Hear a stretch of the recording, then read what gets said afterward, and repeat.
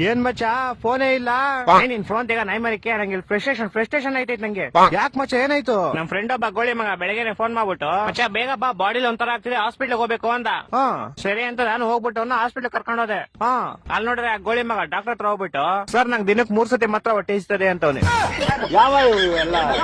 ಆಮೇಲೆ ಅದೀಗ ಡಾಕ್ಟ್ರು ಅದೆಲ್ಲರಿಗೂ ಆಗುತ್ತಪ್ಪ ಅದ್ ಬಿಟ್ಟು ಬೇರೆ ಏನಾದ್ರು ಪ್ರಾಬ್ಲಮ್ ಇದ್ರೆ ಹೇಳು ಅಂದ. ಅದಕ್ಕೆ ಗೋಳಿ ಮಗ ಸರ್ ನಂಗೆ ಬರೀ ನೈಟ್ ಮಾತ್ರ ನಿದ್ದೆ ಬರುತ್ತೆ ಅಂತವನೆ. ಆ ಡಾಕ್ಟ್ರು ನನ್ ಮಗ ನೋಡ್ತಾವನೆ ಎಂತ ಗೋಳಿ ಮಂಗ ಕರ್ಕೊಂಡ್ ಬಂದಿದ್ಯಾ ಅಂತ. ಅಯ್ಯೋ ಮತ್ತೆ ಕರ್ಕೊಂಬಂದ್ಬಿಟ್ಟೆ ಶಿಶಿನ ಹೆಂಗ ಆಚೆಗೆ.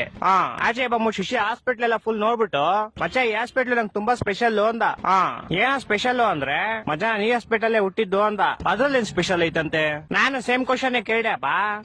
ಮಚ್ಚ ನಾನ್ ಚಿಕ್ಕ ವಯಸ್ಸಲ್ಲಿ ಹುಟ್ಬಿಟ್ಟೆ ಅದೇ ಸ್ಪೆಷಲ್ ಅಂತ. ನನ್ನ ಮಕ್ಕಳು ಒಂದೊಂದಲ್ಲ ಅದ್ ಬಿಡಪ್ಪ ಹೋಗ್ಲಿ. ಮಚ್ಚ ಹುಟ್ಟಿದ ತಕ್ಷಣ ನಂಗೊಂದ್ ಸೀಕ್ರೆಟ್ ಗೊತ್ತಾಯ್ತು ಅಂದ.